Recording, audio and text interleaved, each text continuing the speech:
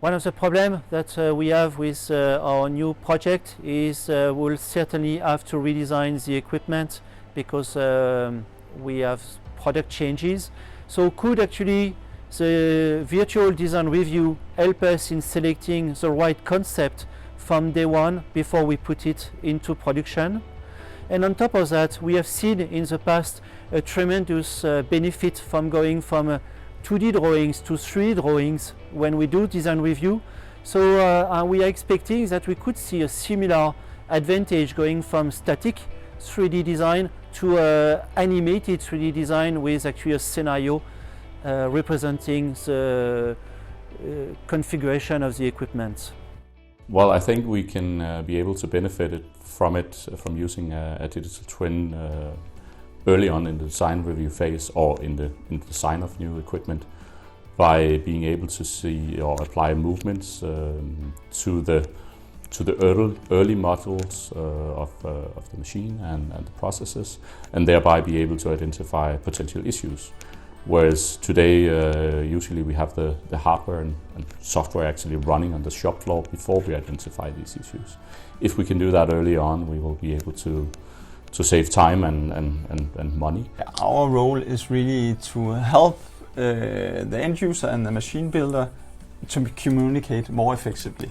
So building the model, being able to send the model back and forward between the end user and the machine builder, being able to see how the functionality works, both mechanical but also automation-wise, gives a huge flexibility. So we can look at start with the design of the layout to see how the machine will fit into to the layer in the building, how we can optimize productivity between the operators. That can be looked at the first phase. Then we can look at the functionality, the functional specs with the machine. So we see the functionality works as it should be, and we avoid having these huge mistakes or major faults that we have seen in the past.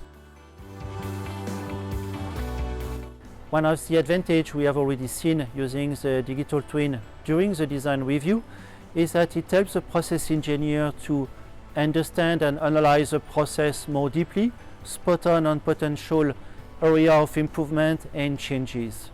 On top of that, it is a very powerful communication media to communicate process knowledge to all the process team and even abroad to the operators and the technicians. SVM designs highly tailor-made assembly equipment with complexities and uncertainties being a risk to the projects. To some extent, it's the charm of what we do, but of course we are very interested in reducing the risks for us and our customers. I feel quite confident that utilizing the digital twin as an active part of the design review will become a huge advantage for all parties. Imagine if the digital twin was an active part of the design documentation. I have here the design specification for this project, where the digital twin has been made after the design phase.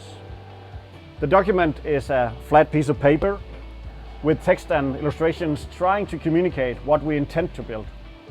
Imagine if we added the digital twin to this. Imagine if a drawing like this was added a digital twin and the reader of the design specification could dive into multidimensional details in the digital twin. The 3D model from our CAD system could be used as it is already, but it doesn't contain any movements, for instance. It doesn't contain the assembly process, and it certainly doesn't contain the interactions between different modules as an easy thing to understand.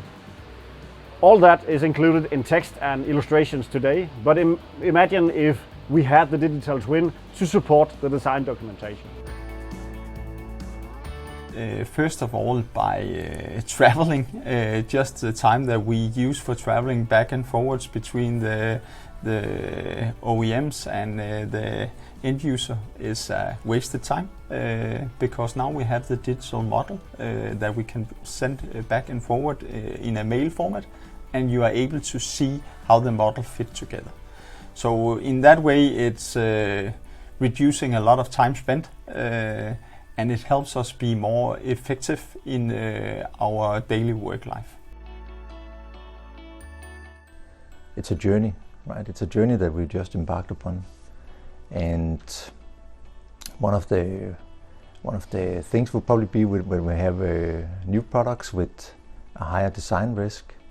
In those cases, we would probably be better able to investigate the design on a higher level than what we have done before. By implementing the digital twin from the initial stages of a project and using it actively as a design and communication tool, we'll be able to contribute to the optimization of time to market of a new drug delivery system. Take for instance the testing of software, and imagine that being done up to a level of 60 or 80% on a digital twin, maybe even more. Those 4 to 10 weeks of machine time on the shop floor can be eliminated. Not to speak about all the needed test materials for activities that could have been done with the digital twin.